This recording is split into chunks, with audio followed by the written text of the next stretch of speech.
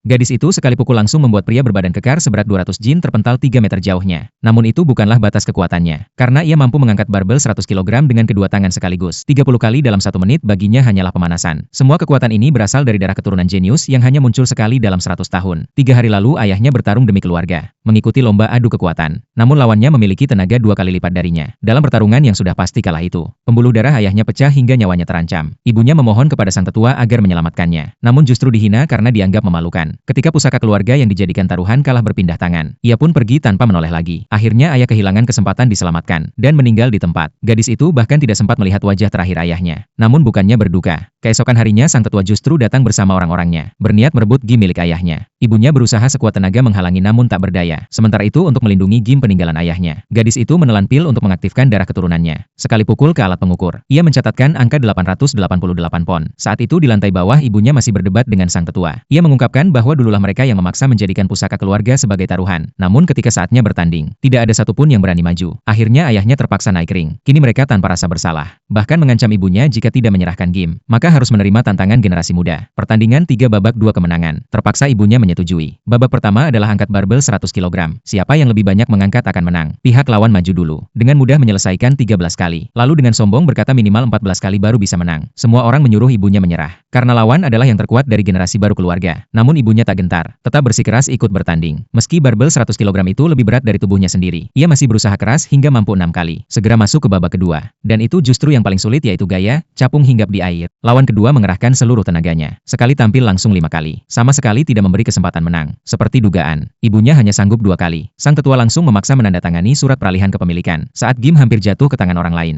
gadis itu muncul. Dengan marah merobek surat peralihan, dan bersumpah selama ia masih ada, tak seorang pun bisa merebut Gim itu. Ia pun menantang semua yang hadir. Paman mengejeknya gegabah, bahkan bersumpah jika ia bisa menang, maka ia rela melepaskan hak warisan. Gadis itu langsung menerima tantangan. Namun seseorang meragukan apakah ia mampu sekali pukul mencapai 200 pon. Jika tidak, ia bahkan tidak layak ikut bertanding. Begitu mendengar bahwa gadis itu sanggup memukul 500 pon, semua orang langsung menyetujui taruhan, bahkan berjanji jika ia bisa menyelesaikannya, mereka akan mengikuti semua keputusannya. Melihat itu, gadis tersebut memutuskan mengerahkan seluruh kekuatannya untuk membuat semua orang benar-benar berubah pandangan terhadap dirinya.